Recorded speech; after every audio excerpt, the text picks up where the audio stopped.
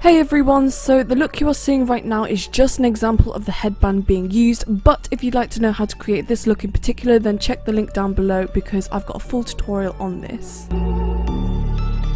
What you need: paper, a pencil, warbler, scissors, heat gun, headband, acrylic paint, Dremel, model magic, Mod Podge, hot glue, spray primer paint and a top coat spray paint. I'm starting off by grabbing some paper and a pen, and I'm just sketching out the rough shape of how I want the design to be, so go ahead and look in the mirror, place it next to your head and see if it works. Once I was happy with that, I just simply cut it out, and then I've stuck it on top of some warbler and just drew around it, so now I'm using this as a template. This also allows you to create two of them, so they're going to be perfectly even, so do that as well. To those of you who may have never used warbler before, it's basically a thermoplastic where you can heat it up, and when it goes hot it turns into almost like a clay where you can stick it together and sculpt it, and when it cools down it goes rock hard. You can heat it up and cool it down as many times as you like. Next, simply cut out the designs, and I actually sandwiched them together just to make sure that they're both even, and cut off any excess that isn't. Next, I actually have a massive bunch of scrap warbler. If you don't have that, then just simply cut some pieces out, but I'm just warming up the scrap, and this is going to be the details on the wings. So I'm just basically making a bunch of worm shapes. So I'm just building up the thickness of these worms, and then I've placed it on top of the bat wing. I'm just making sure it fits nice and snug. This is going to be, of course, the top part of the skeleton, I guess you could call it, and feel free to use some tools or a pen to get some nice bends. So my aim was to get it from thick to thin, from the inside to out, and once I was happy with that, I've then gone ahead and warmed up the actual wing and the worm and stuck them down together. Just be careful because once they touch each other, that's it, they're really stuck down. Next, I'm going to grab my other worms that I created, and I'm just creating the rest of the skeleton, I guess. So it's very simple, you just want to heat the bat wing and the worms and then stick them down. As you can see, I'm using a pencil and just really getting in the gaps and refining the details.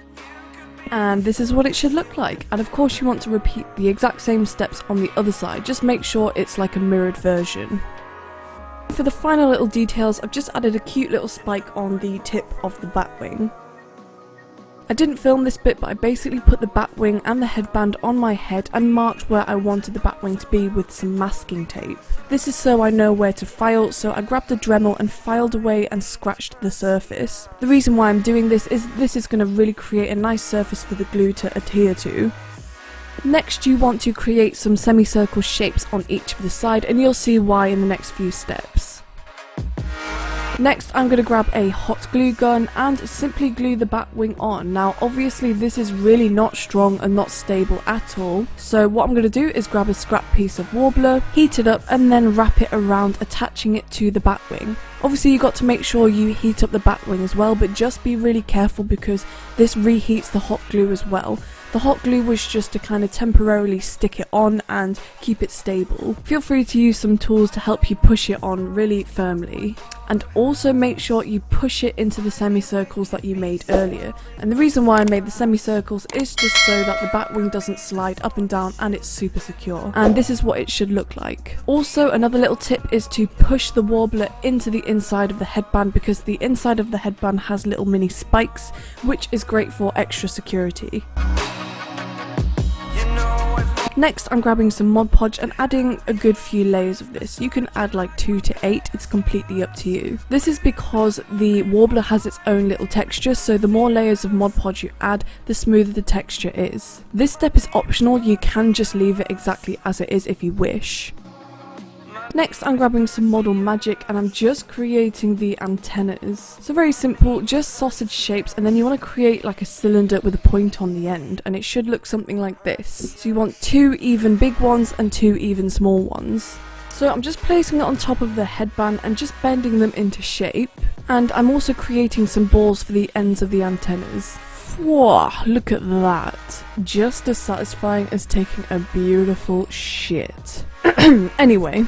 This is a little bit of extra, but I'm just showing you how I created the ears in this look, and I literally just made them out of model magic. Anyway, you want to go outside and grab a spray primer and just go ahead and spray the entire thing. As you can see, I've covered the headband in masking tape. You don't have to do this, you can spray the whole thing if you wish, but it was already black, which is what I wanted. Next, I'm gluing the balls onto the antennas and the antennas onto the headband. Now, not gonna lie, this was really not stable and it snapped off very quickly.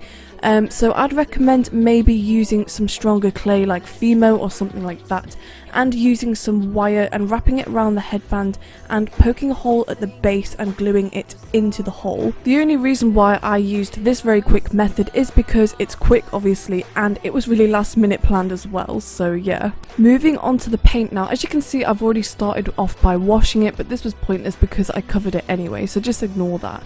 But I'm basically grabbing some acrylic paints and painting it in. So I'm painting the webs in purple, and I try to kind of aim for a deeper purple on the more outer areas and a more lighter purple, almost pink, on the more middle areas.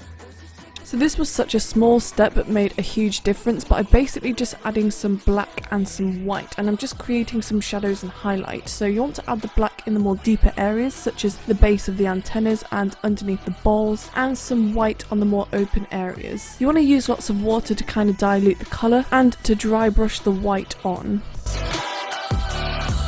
Finally, as you can see, I've already started this on the grey areas, but I'm doing a technique called washing. What you want to do is really water down some black paint and wash this over the areas, and then use a tissue to dab away some excess, and this will leave you with some shadows in the deeper areas naturally. This creates an amazing effect which gives it much more of a realistic and 3D look, and also a little bit more dirty as well almost, which is kind of what I was going for, because before I just thought it was a little bit too clean and clinical. So dabbing with tissue is the key. And then once you're happy with that, you can also grab a finer brush and really get into the details. I've almost painted all of the edges black, and this just really separates the skeleton from the purple and just makes everything pop. And then to finish it off and seal the deal, you want to spray this with a top coat just to protect the paint. I didn't do this because I didn't have any. Thank you so much for watching my tutorial. If you like this, then please let me know by giving it a thumbs up, and also feel free to hit that subscribe button. Also, don't forget I have an Instagram, Facebook and TikTok at Goth Spectrum. And finally, I will see you next time.